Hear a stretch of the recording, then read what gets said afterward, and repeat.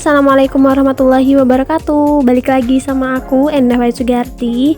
Bagaimana nih kabar teman-teman semua? Semoga sehat selalu, dilimpahkan rezekinya, diridhoi kehidupannya. Amin ya robbal alamin. Video kali ini sangat spesial sekali untuk teman-teman yang memang menggeluti dunia rajutan. Bagaimana sih supaya tetap produktif mengerjakan pekerjaan rumah tangga, pekerjaan di luar dengan berkarir dan merajut. Disclaimer dulu ya teman-teman, aku bukan ahlinya kesehatan atau yang lainnya, tapi aku ingin membagikan pengalamanku bagaimana sih supaya tetap produktif mengerjakan rajutan dengan beberapa waktu nih teman-teman. Setiap orang memiliki waktu yang sama dalam kesehariannya, yaitu 24 jam, tergantung orang itu sendiri atau individu sendiri dalam mengatur kesehariannya. Produktifkah atau hanya rebahan aja, itu tergantung pada diri masing-masing nih teman-teman.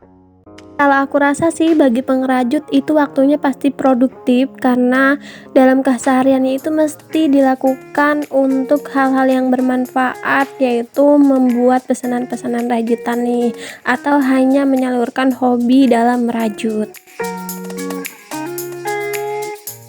Bagi aku pribadi, pekerjaan merajut itu adalah nomor 2 teman-teman, karena pasti ada pekerjaan pokok yang tidak bisa dihindarin. Salah satunya adalah pekerjaan ibu rumah tangga.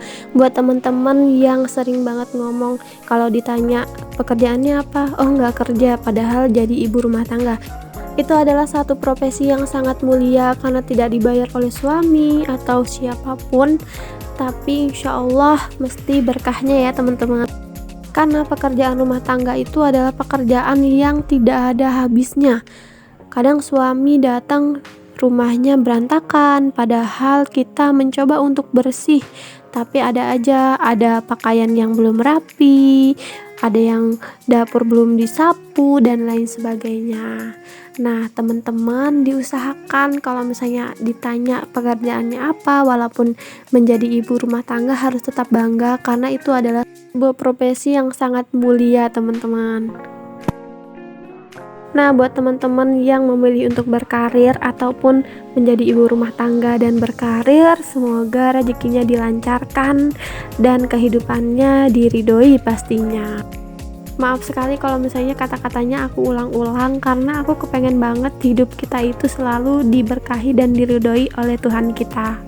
Nah video ini dibuat untuk teman-teman yang masih keteteran atau masih berantakan dalam memanajemen waktu, supaya waktu dalam merajut dan melakukan aktivitas lainnya itu bermanfaat dan berguna dan pastinya tertata ya teman-teman. Nah di sini aku membuat 3 kolom dalam mengerjakan rajutan. Yang pertama itu ada di 6-8 jam, kemudian 4-5 jam, terus 1-3 jam. Nah untuk 6-8 jam itu fokus pada orang yang benar-benar melakukan pekerjaan rajut, kemudian 4-5 jam itu untuk orang yang membuat rajutan itu hanya part time atau selingannya aja, kemudian 1-3 jam itu orang-orang yang memang hobi merajut, jadi mereka meluangkan waktunya dalam keseharian itu untuk merajut. Nah di sini aku bakalan menjelaskan satu-satu gimana sih caranya supaya tetap produktif.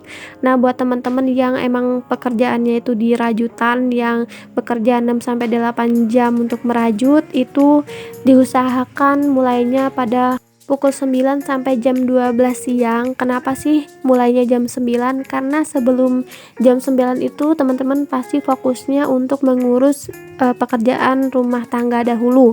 Kemudian kalau misalnya udah selesai baru fokus ke ngerajut. Nah selanjutnya teman-teman punya waktu 1 jam untuk istirahat atau menyiapkan makanan untuk suami dan lain sebagainya. Kemudian lanjut jam 1 sampai jam 3. Nah kemudian teman-teman malamnya itu setelah Isya jam 9.30 sampai jam 22.30. Supaya apa? Supaya teman-teman besoknya itu fit lagi. Jadi kalau misalnya udah selesai merajut, diusahakan untuk langsung istirahat ya, supaya badannya itu nggak kaget. Jadi teman-teman setelah asar sampai Isya itu adalah fokus teman-teman melakukan pekerjaan rumah tangga yang belum selesai. Jadi harus fokus kalau misalnya mengerjakan sesuatu itu, kalau teman-teman bisanya satu, ya kerjakan satu aja. Kalau misalnya bisa mengerjakan dalam satu waktu beberapa pekerjaan, itu sangat hebat sekali. Lanjut, ini yang kedua, yaitu jam kerjanya itu jam 4 sampai 5 jam. Nah, ini kalau misalnya paginya diusahakan mulainya itu jam 8.30 sampai jam 11.30. Kenapa lebih cepat? Karena ini supaya badannya itu jauh lebih fresh gitu, teman-teman. Nah, selanjutnya itu siangnya itu jam 1.30 sampai jam 2.30 teman-teman mengerjakan rajutan. Jadi siangnya hanya 1 jam, kemudian nanti malamnya itu dimulai setelah Isya, teman-teman. Nah, kenapa dimulai setelah Isya? Karena ini hanya pekerjaan selingan, jadi teman-teman pasti punya pekerjaan utama yang jauh lebih diprioritaskan.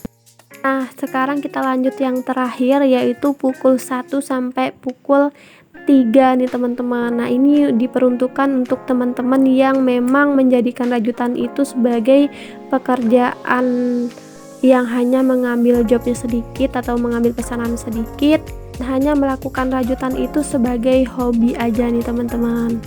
Oh iya, kalau misalnya ngomongin tentang hobi, rajutan itu adalah salah satu hobi yang sangat bermanfaat, baik itu secara mental maupun secara dunia luar nih, teman-teman. Kalau misalnya secara mental kita jauh lebih fresh lagi. Kalau misalnya kita ada masalah, kita merajut, itu adalah pelarian yang sangat positif, kemudian melatih konsentrasi kita. Kemudian kalau misalnya di luarnya lagi, kita bisa mendapatkan penghasilan melalui rajutan. Wah, ini adalah suatu hal yang sangat-sangat positif ya, teman-teman. Karena waktunya itu hanya 1-3 jam aja. Nah, ini kita mulai dari jam 4 atau setelah subuh sampai jam 4.30. Jadi dilakukannya itu hanya setengah jam aja. Nah, selanjutnya dilakukan pada malam hari dari jam 19.00 sampai jam 21.00, tergantung teman-teman. Nah, itu adalah suatu pekerjaan sebagai penutup aktivitas teman-teman. Selanjutnya teman-teman tidur supaya fresh lagi dan melakukan pekerjaan berikutnya.